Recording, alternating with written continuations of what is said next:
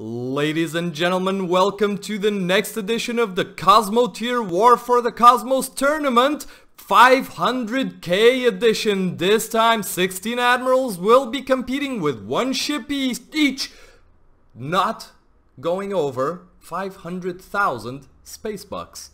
And here are the contenders. We're gonna start with Halander with the X-Ray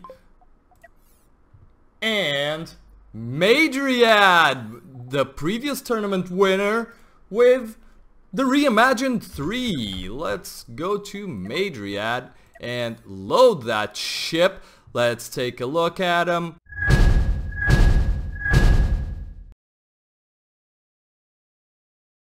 Looks like a Madriad ship, alright. Looks like we have, this one's gonna be a runner, ain't she? Yep, the main body of the previous, the Scatterbot. Yeah, there you go, the Scatterbot, which was the winner of the 1,000,000K edition. Can we go over? Yeah, there you go. And Halander with the X-Ray. This one is, where are all the weapons for this guy?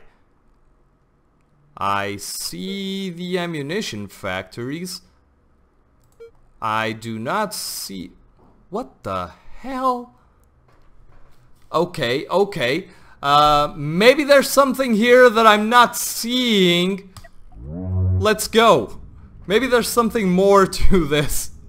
I am very confused. I must admit, there's a single ion beam. Oh, the cannons are... Okay. Oh, dear. Yep, the X-Ray is... is already suffering here from Madriad's barrage, and it would appear that it could not penetrate its defenses. It does have point defense, and a portion of it is actually pounding on Madriad's ship, and the missiles seem to be having some trouble hitting the actual thing. There you go. That's solved. Okay.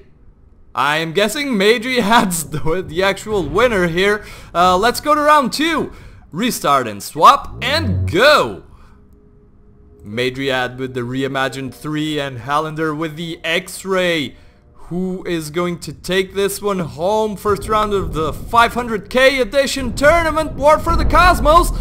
The X-Ray is already cut in half, and those cannons do not seem to be enough to go through Madriad's shields. The Reimagined actually didn't need that much reimagining. It's just the main body of the Scatterbot, and it's proving itself to be very efficient.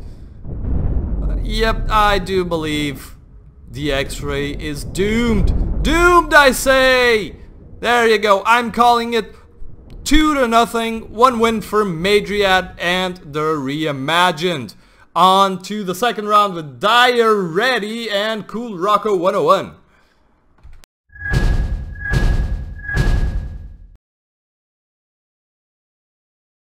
Here are the contenders. Let's take a look at the Shredder Mark 1 by Dire Ready. Yep. Wall of Death with cannons and electro bolts, lots of point defense, smart, and lots of armor. Against Cool Rocco's Behemoth 5, also a Wall of Death. Looks like they have more cannons here and not as much point defense. Not going to make that much of a difference because neither of these ships have missiles. Let's see how this plays out. By the way, I do have a new microphone, so new sound setup for the announcer. This might not be the best recording in the world right now. And the Shredder getting shredded by Cool Rocco's superior Wall of Death. Cool Rocco didn't bet that heavily in armor, it looks like, and managed to squeeze in some extra cannons there. Now the Shredder is on fire. Control room seems to be gone. Some shields still up, but no weapons. And this is just mean now, so I'm calling it 1 for the Behemoth 5. Restart, swap, and go! Go faster! Now go slower. First cannon shots from the Behemoth 5 going off. And indeed, they start pummeling the Shredder. Interesting how the Behemoth, with not that much shielding, actually manages to survive that Alpha Strike from the Shredder with some modicum of ease. It's really interesting. It looks like the Shredder really doesn't have just the raw firepower needed to actually punch through that first line of armor and weapons. And there you have it, a half-eaten cookie made out of Shredder. Calling it here, Behemoth 5 from Cool Rocko 101 is the winner. Diaretti, thank you very much for submitting your design. It was interesting, but in the end, not enough. Cool Rocko, you move on to the second round. Match round.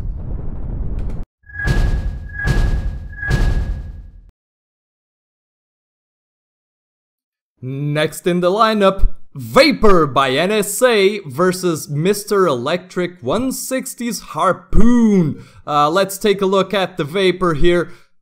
A tiny wall of death, but it's gonna have lots of ammunition to dish out. And Mr. Electric's Harpoon, let's just take a, yep, a broadsider with more cannons than the actual Vapor. Let's see how this goes. Yes, please, autosave there, because I really needed that. Alright, here come the first shots off the Vapor. Seem to have missed.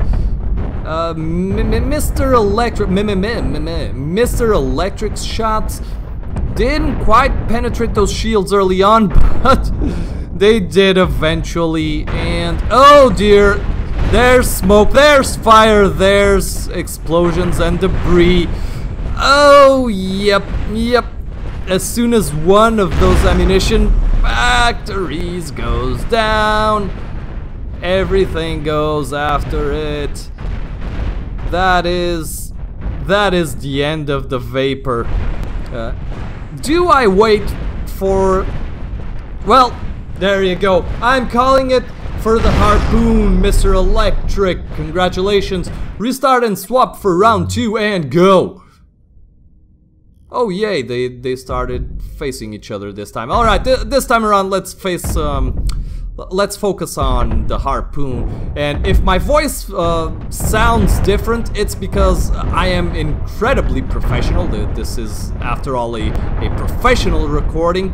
So I changed my audio settings during the actual recording instead of in post. So there you go, mystery explained. The Vapor again getting just... Yep, that many ammunition factories that close to each other ain't gonna work. Do ignore that sound, call it a sound effect. It was definitely not my cell phone, and I'm calling it here, Mr. Electric 160. Congratulations with the Harpoon. You move on to the second round. NSA with the Vapor, thank you very much for playing, but that was not enough. Good job, sir.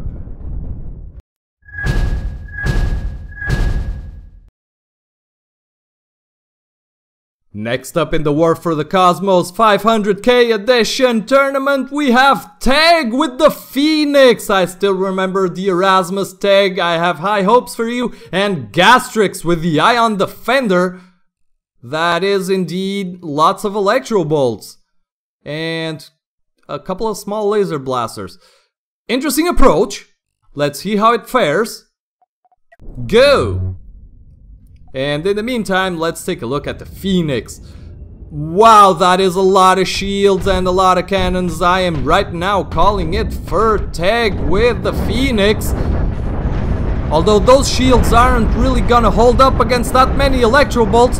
Did I speak too soon? I might have? Question mark? Where's your control room? I really... Okay, while I was looking for the Phoenix's control room, it apparently destroyed the Ion Defender, which means... Ah, there it is. Oh, 2 control rooms, wonderful. Yep, I'm calling it. The Phoenix wins this round.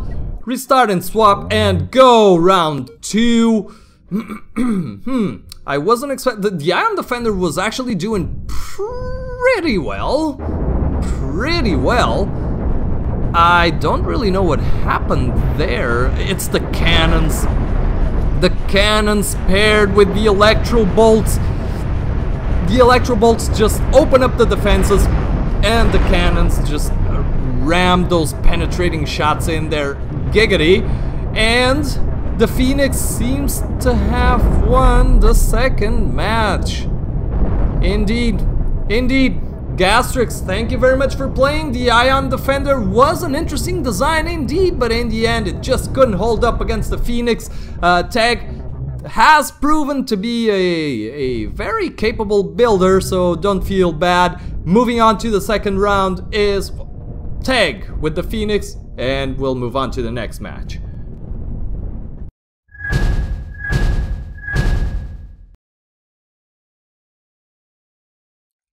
Next up, duking it out, we have Taurex, GCH Battleship, and Doge God with the Doge of War. I really like. Let's make him go. And I really like the name. Ooh, we got a kind of a Cerberus thing going on here, and lots of ion beams. Lots of reactors. Maybe this will work. I do want to see an ion beam ship work. Oh. It exposed its flank there to the battleships, the GCH battleships. Oh, very, very powerful first strike.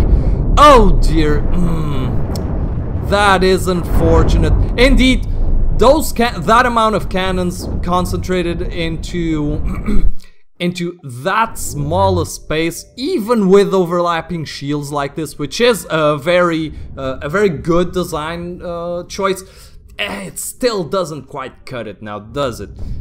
Look, let's see how this Alpha Strike fares. Already one shield is down. The armor is doing its work here in the Doge of War, but in the end, the cannons just melt through those shields. I am terribly sorry to see you go like this, Doge God. The Doge of War is indeed a ship that I would like seeing farther up in the tournament, but this one has to go to Taurex with the GCH Battleship. Moving on.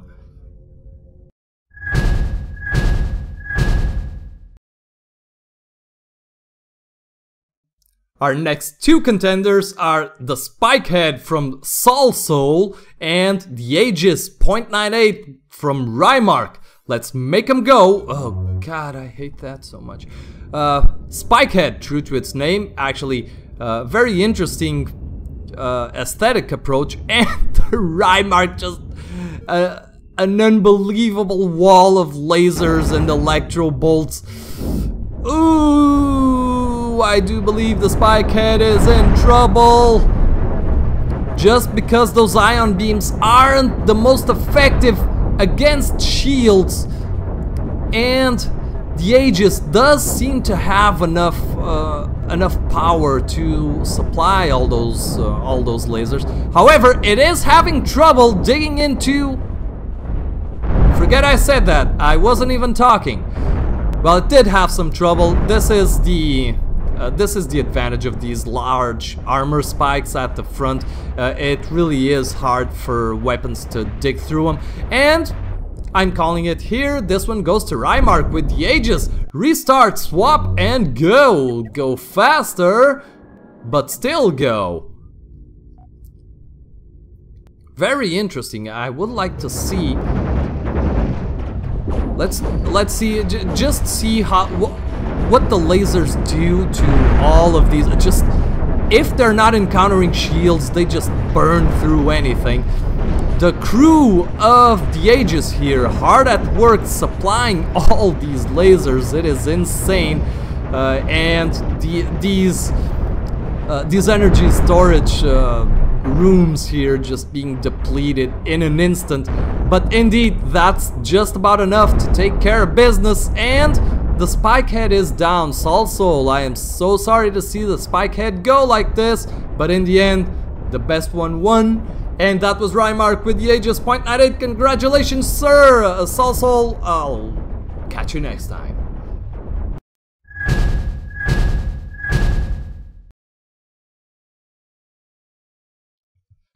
Our next two candidates to obliterations are Mad Yad with the Unnamed, and Creeper Industry with the Battlestar. Let's make him go. Mad Yad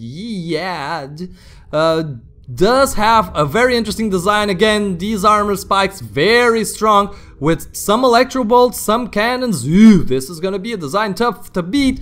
The Battlestar is really slow. Exposing its flanks, it does have missiles. It does not seem to have that much firepower to deal with the Unnamed. The Unnamed hasn't suffered too many scratches just yet. Creeper Industries seems to be kinda bested here. Yep. I do believe that is it for the Battlestar. The Unnamed just proving itself to be one resilient design here. Wow. It's fun watching the Battlestar fight because it can stay up for a while. Yep, there goes the squishy center. One for the Unnamed. Restart, swap, and go. Let's make him go faster just for a wee bit. Alright, that's good enough. Unnamed, do your thing.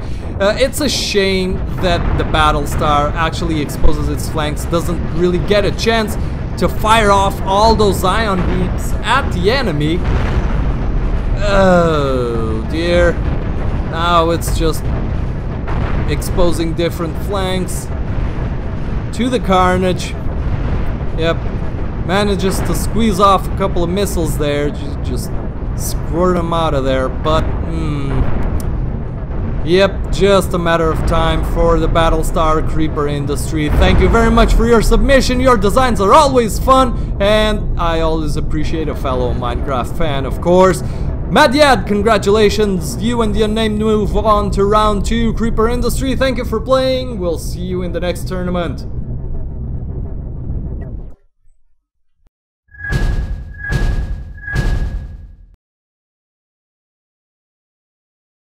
Next up, we have Nanoboy458 with the Pib. Oh god, I hope that didn't kind of blow your eardrums off. And let's make him go. Zach McKay with the Bruiser. Just a wow. Just a wow of death. That is a lot of energy. Is that for the shields only? Very interesting. Wall of Death, lots of energy storage. And the Pib. The Pib might have tried something there, but whatever it was, it doesn't seem to have worked out. I'm calling it for the Bruiser. Let's restart, swap, go, and give Nanoboy another shot here, because something must have gone wrong. Maybe their flux capacitors weren't in order. It does dish out a little bit of damage before being ruthlessly annihilated by the Bruiser. Zach McKay, wonderful design, aesthetically pleasing, looked functional. In the end, not enough to take care of the Bruiser. Thank you very much for playing. Did I say Zach McKay? I meant Nanoboy with the Pib. Zach McKay, you move on to round 2.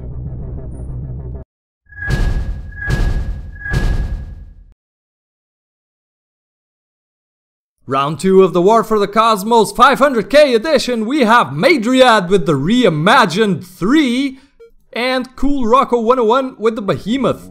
Go!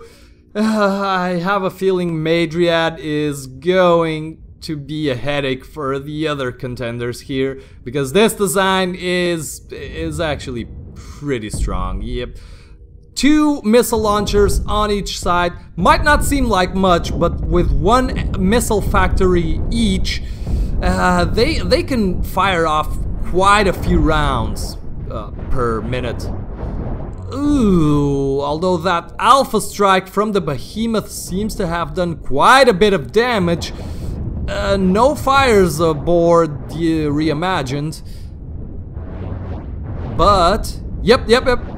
All the missile launchers are still up, and the Behemoth 5 does not have point defense. Thank you for that autosave, Cosmoteer, I needed that. Whew. Yep. Looks like a matter of time, doesn't it? Let's speed it up. See how it goes. Cool Rocco, point defense is a must, because this guy has a lot of backwards thrusting power, giggity, and it can actually maintain its distance.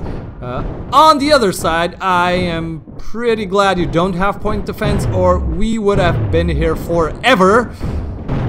I'm calling it for the Reimagined. Restart, swap, go. Let's see if this time the Behemoth 5's Alpha Strike doesn't actually take care of business. Let's just make this go slower here. Ooh, a couple of missile strikes dishing out some damage. Yeah, with 0 point defense, it's gonna be hard dealing with that. It's gonna be hard. Let's just make this go a little faster. But it does appear that the Behemoth 5 is in trouble. Oh, yep, lots of fires. Lots of missiles insisting on keeping those fires going. Yep, I'm calling it. Cool Rocco 101. Very good design. Thank you for playing. Made it to round 2, but we can't all make it to the end. Madriad, you move on to round 3. God damn, man. Give other people a shot, will ya?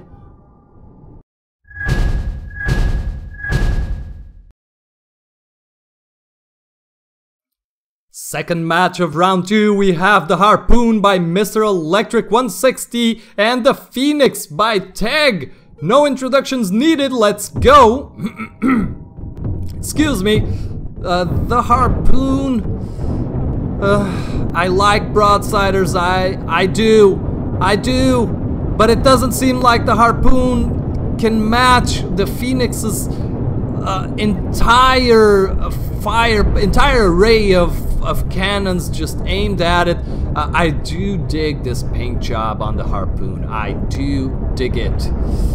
Oh dear, I do believe this is goodbye for Mr. Electric. It is not being able to penetrate those shields.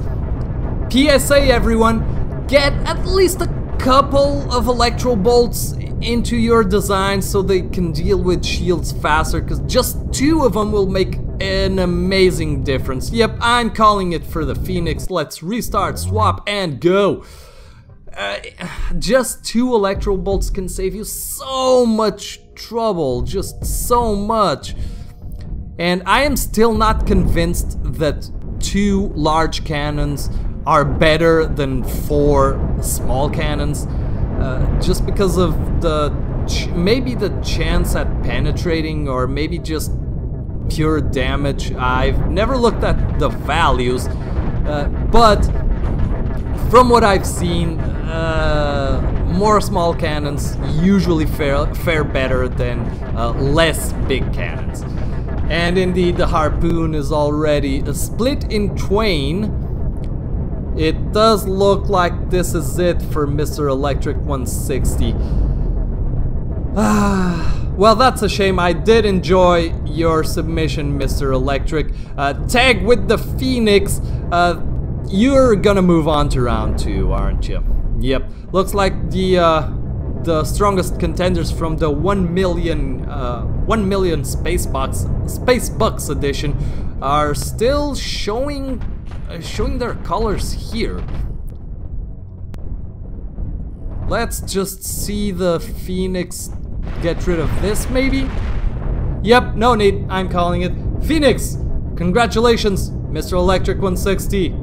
Catch you on the flip side.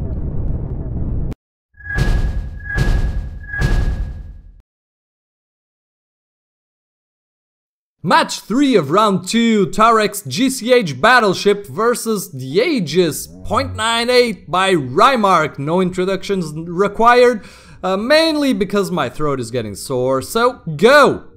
Yes, just aggro there. Thank you.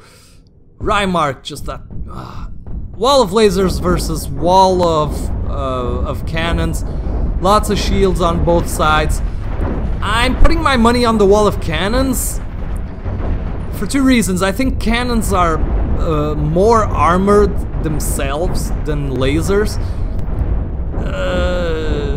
and that coupled with these shields does seem like it'll prove itself the superior design.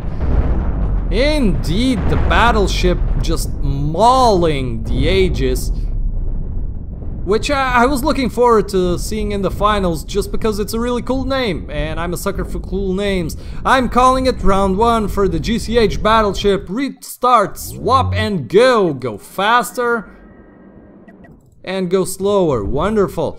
Let's focus here on the Aegis.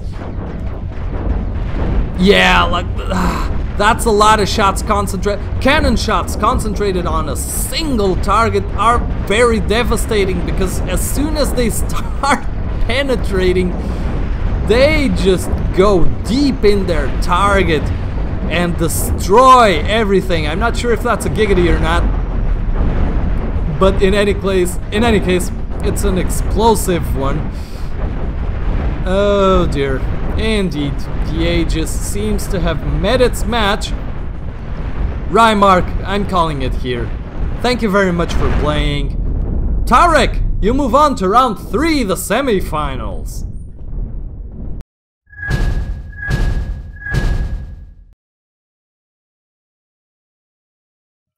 Next in our lineup, we have two interesting contenders, the Unnamed by Mad Yad and the Bruiser by Zach McKay. Go! The Unnamed does seem like a strong contender for the finals, but the Bruiser did prove itself to have a lot of firepower at its beckoning. I just don't see it go through those armor spikes though. If it focuses on the wings, maybe. It is hurting, but it does seem to be holding its own for now? Question mark? Oh my god, the autosave, just ugh. I do believe the Bruiser made it. The Bruiser made it through all that armor and firepower by the Unnamed. Well done, Bruiser! I'm calling it here, 1 for the Bruiser. Restart, swap, and go. Go faster, just for a couple of seconds. Go slower now. Let's see what the effects were on the Unnamed here. Indeed, it doesn't have that much firepower to begin with. Oh dear. Yep. The Bruiser focused on one wing and it went down just about immediately. Another advantage of those armor spikes is that sometimes they detach and act like ablative armor on a portion of your ship. Indeed, the Unnamed doesn't have that much firepower. It is better built for a prolonged fight. The Bruiser, on the other hand, just throws everything it has. Like, just here, take my cannon bullets. Just go boom now, please. And indeed, the Bruiser, the Brute, takes this one home and moves on to the semi-finals. Congratulations, Mr. Zach McKay, Mad Yad with the Unnamed. Thank you very much for playing. It was a very interesting design. In the end, not quite enough to deal with the Bruiser, so we'll catch you again next time.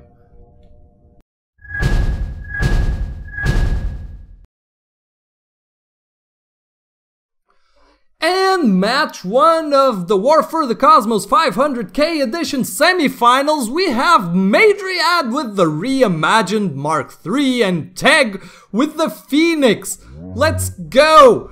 Madriad, I swear to God.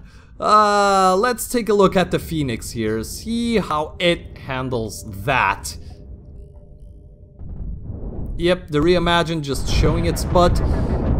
The Phoenix does have point defense. We might be in it for the long haul, ladies and gentlemen.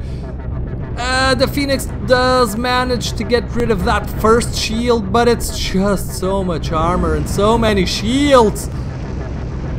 It is not... Oh, it is in range of its ion beams. It might just be able to slow cook the Reimagined's defenses. Although, as we all know, ion beams aren't the best at dealing with missiles, not missiles, with shields. So while this slow cooks, the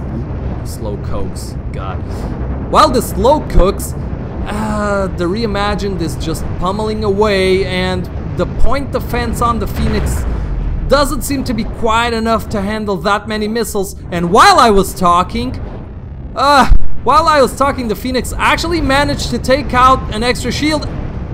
Oh dear, we might be looking at the unnamed death warrant here. Let's see if the Phoenix can actually close the gap here. Just ever so gently, just picking away at the little structure units on the Reimagined. I'm very curious to see where this goes. Is the Phoenix's point defense down, I wonder? It does seem to be. It does seem to be. And the announcer did manage to get himself a case of the sniffles here. We have one of the Phoenix's flanks here kind of exposed. Oh dear. We're gonna be here a while. Let's just bump it up to twice the speed. Oh, there's the ion shield, the ion emitter. How is that called? The ion beam? Oh dear, something happened. Something went boom. Everything's on fire. 2 fire extinguishers in the game don't seem to be quite enough, and I think the Phoenix is gonna go down, maybe?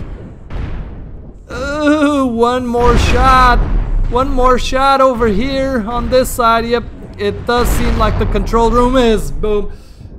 Yep, I am just calling it here. The Reimagined 3 from Madriad wins this round. Restart, swap, and go. Go faster and go slower. Alright.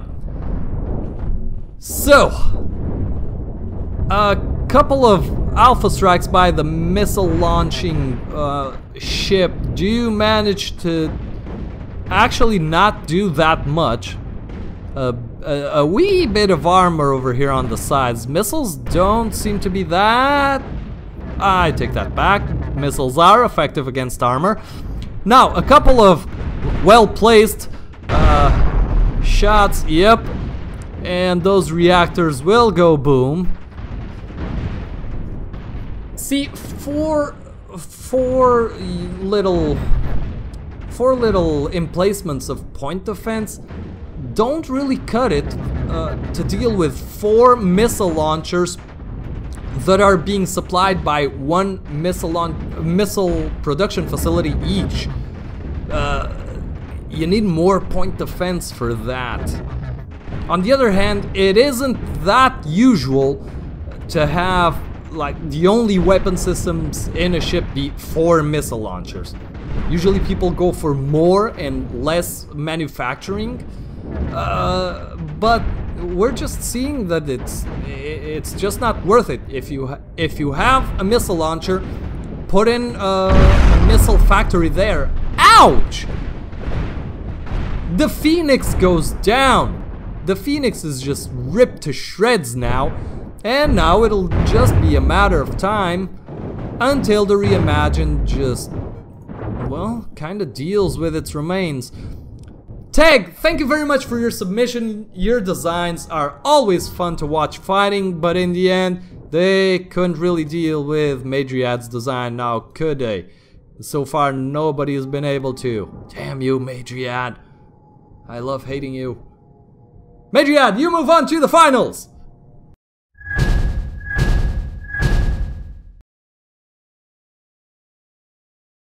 Second bout of the semifinals, we have Tarek's GCH Battleship versus Zach McKay's Bruiser.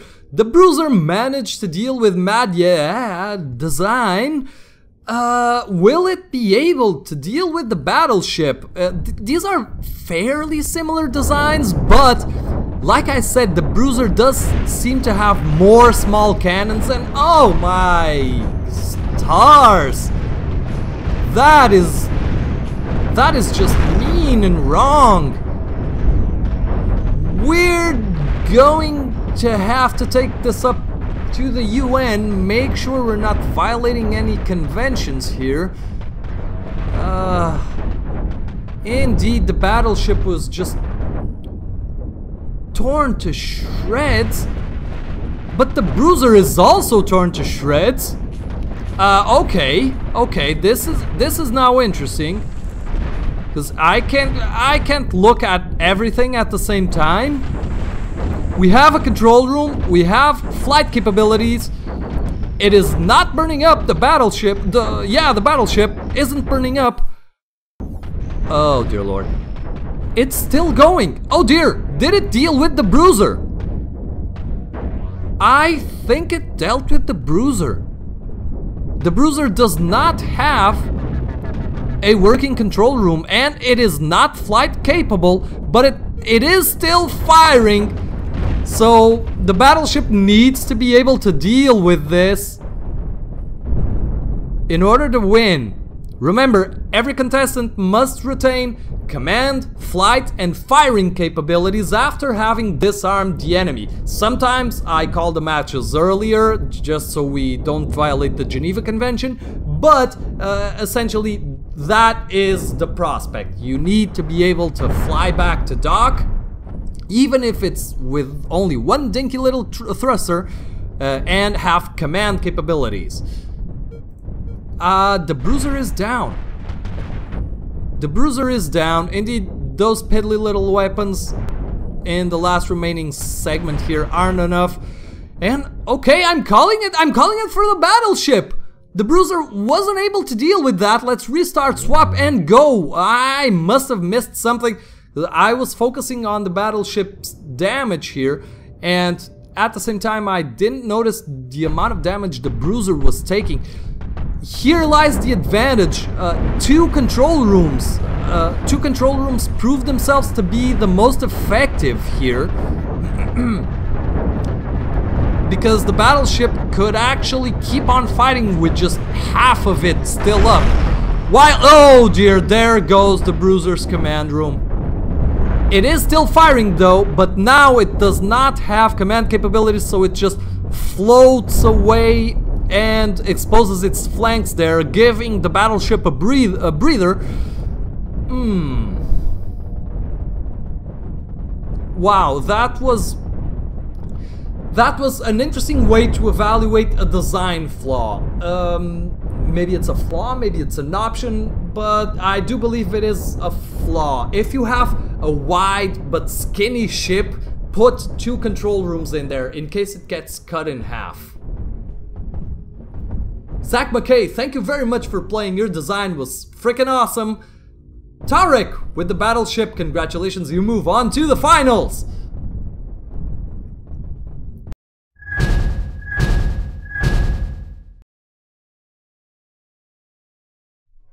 Ladies and gentlemen, this is it. The cream of the crop, the top of the top. Madriad with the reimagined Mark III against Tarek with the GCH Battleship.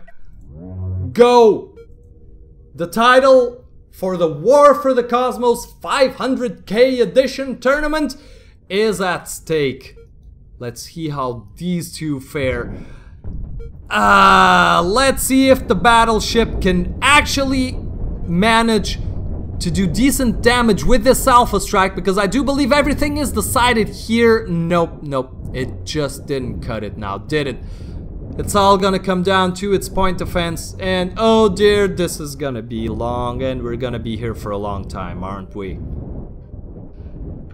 Yep, if you've watched the 1 million edition, the Millionaire Edition tournament, you'll know that sometimes the battle for the title with the best of the best might not be the most exciting. I used the Evander Holyfield versus Ruiz analogy, just two guys smacking each other as hard as they possibly could, none of them going down, and this went on for what, 8 to 12 rounds. I think it was 8. It was a super heavyweight title. So yeah, super heavyweight boxing matches, not interesting, although they are still fun to watch. The Reimagined, as per usual, seems to be slowly chipping away at the battleship here. Oh dear. Yep, I do believe the battleship has met its match here. It's just a matter of time, isn't it? Let's just speed things up so we don't have to witness the carnage for too long. And I'm just noticing, did the battleship indeed have 2 command centers when it won against the Bruiser? I was under the impression that it did. Well, now it has none. But still, yep, this is going to be Maedriad's, isn't it? Of course. Now I'm starting to wonder, actually. Let's just wait for the Mercy Strike here. We do want to see this getting... yeah, there's not too much of a point, is it? One for Maedriad. Restart, swap. Go. The battleship did not have 2 control rooms. It had 1. It's the positioning of it. It's farther back, so even if it gets 1 wing clipped off, it will still retain its ability to fly the vessel. Interesting how this, or why this won against the Bruiser. It's more heavily armored around it, and it's farther back. It's the difference that I'm seeing. Well, maybe number of guns too, but yeah, there you go. Alright, let's speed this up, shall we? God damn you, Maedriad. Cut that out.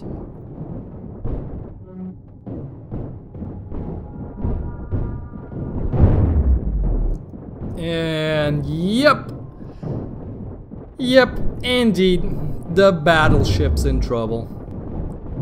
The battleship's in trouble.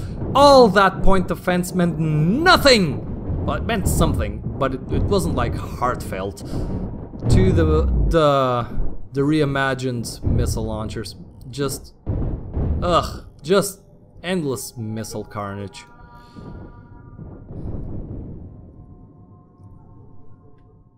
Ladies and gentlemen, put your hands together for the semi-finalists of the War for the Cosmos 500k edition tournament, Zach McKay with the Bruiser and Tag with the Phoenix. Thank you very much for playing, gentlemen. In the end, you just quite couldn't cut it against Taurek's GCH battleship, which had to yield to the superior design and ingenuity of Maedriad's The Reimagined 3. Maedriad, congratulations, you are the winner of this War for the Cosmos tournament bracket edition, actually. Thank you very much for playing. Maedriad is also the winner for the 1 million Spacebucks tournament edition. If you want it, you can check it on my channel. I do believe it is the video I uploaded just before this one, which is unusual for me as I tend to upload more squad videos. But what the hell, Cosmotier is Cosmotier, tournaments are tournaments, and I love doing this. I love watching your ships fight, so keep those submissions coming. I do believe we still have an open spot for the 80k edition, maybe? Check the forum posts, and I'll catch you again in the next tournament edition.